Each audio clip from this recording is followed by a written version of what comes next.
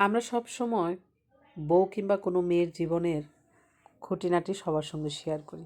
কখনো আমরা মা কিংবা শাশুড়ির ব্যাপারে কোনো কিছুই শেয়ার করতে চাই না। আজ আমি একজন মা কিংবা একজন শাশুড়ির বিষয় নিয়ে কিছু আলোচনা করব।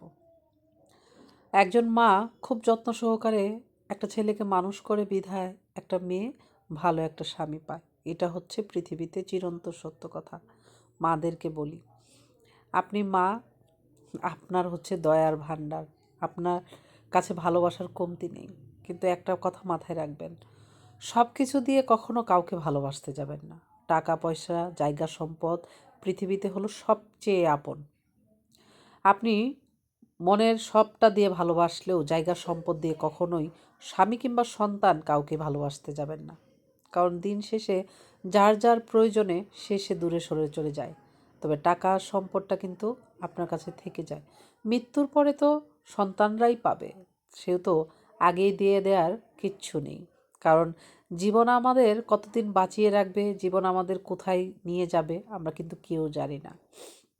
আরেকটা কথা, যখন আপনার ছেলে মেয়েকে বিয়ে করাবেন, তাদের ঘরে যখন ছেলে মেয়ে হবে, অতিরিক্ত ভালোবাসতে যাবেন না। আপনি যেমন আপনার সন্তানকে পৃথিবীর সবচেয়ে বেশি ভালোবাসেন, আপনার নাতি নাতনিকেও তার বাবা মা সবচেয়ে বেশি ভালোবাসে। তাই নাতি নাতনি নিয়ে কখনো ছেলের বউ কিংবা ছেলের সঙ্গে বাড়াবাড়ি করবেন না, ঝগড়া করতে যাবেন না, অভিযোগ করতে যাবেন না।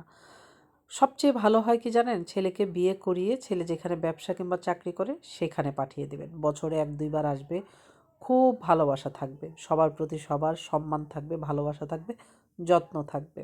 কারণ আমি খুব কাছ থেকে দেখেছি, একটা মা বৃদ্ধ বয়সে 2 বার হজ করে আসা একজন নারী এবং সরকারি চাকরিজীবী ছিলেন। সে ছেলের নির্যাতনের কারণে নিজের জীবন নিজে দিতে হয়েছে এই বয়সে।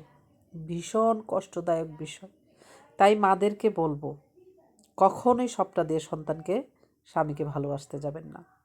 সেই সন্তান বৃদ্ধ মায়ের শরীরে হাত তুলেছিল, মা সহ্য করতে পারেনি, তাই মাকে জীবন দিতে হলো নিজের হাতে। এটা মেনে নেওয়া যায়?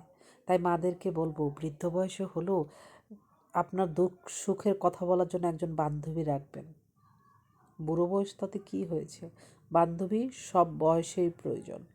আপনি ঘরের ভিতরে কেমন আছেন, কী সমস্যায় আছেন, সব শেয়ার করবেন, যাতে করে আপনি একটু সমস্যা হলে কয়েকদিন বাইরে না গেলে সে আপনার খোঁজ নিতে পারে। এতে করে আপনার অনেক সুবিধা হবে। কারণ জানেন তো, স্বার্থপর দুনিয়ায় আমরা বড়ই স্বার্থপর। স্বার্থ যেখানে আছে আমরা সেখানে আছি। সন্তানরাও স্বার্থপর হয়ে যায়। তাই সবটা দিয়ে কখনো কাউকে ভালোবাসা নয়।